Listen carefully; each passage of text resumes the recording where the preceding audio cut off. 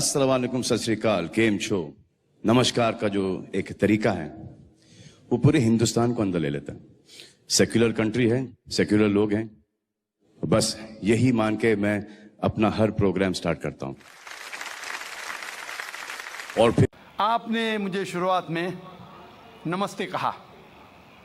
नमस्ते, नमस्ते के क्या मानी है भाई साहब, आप बोल सकते हैं? नहीं पता क्या मानी है? माइक्रोफोन ऑन कीजिए जरा भाई साहब का।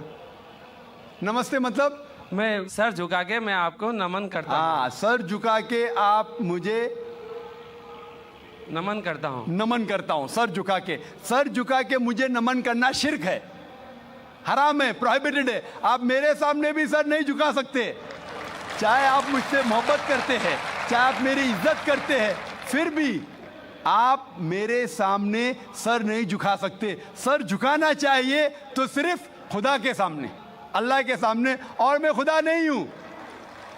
आप जानते हैं, आप मेरी इज्जत कर सकते हैं, मेरी बात जो मैं कहता हूं उसके ऊपर अमल कर सकते हैं, लेकिन आप मेरे सामने सर नहीं झुका सकते। इसीलिए मैं जवाब में आपको कहूंगा अस्सलाम वालेकुम, आप पे सलामती हो, आप पे सलामती हो। आप समझे ना? मैं आपके सामने झुक नहीं सकता हूं। ये सिर झुकेगा तो सिर्फ अल्लाह के सामने, सिर्फ खुदा के सामने।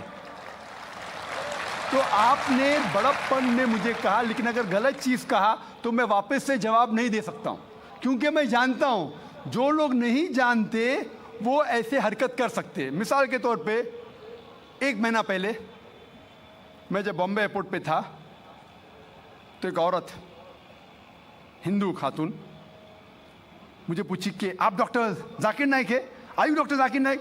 मैंने कहा जी हाँ। ओ, मैं आपका रोज प्रोग्राम देखती हूँ, मैं दुबई से 25 साल के बाद बम्बई में आ रही हूँ, 25 साल के बाद हिंदुस्तान में आ रही हूँ। उसके सिर पे टीका था, हिंदू औरत थी, बोलती मैं आपके प्रोग्राम देखती हूँ और बहुत अल्हम्दुलिल्लाह तारीफ करने लगी। सारी तारीफ अल्लाह की है, मैं कुछ भी नहीं हूँ। और फिर कहने लगी कि मैं तुम्हारे पैर छूना चाहती हूँ। मैंने कहा कि ये गलत है, शिर्क है। तो बोले क्यों? वही जवाब मैंने दिया, आप जो भी कहो मैं आपकी बात मानूंगी। तो मैंने कहा आप कुरान मजीद पढ़िए, कुरान मजीद पढ़िए और इसके ऊपर अमल कीजिए। और मैंने तकरीर दी है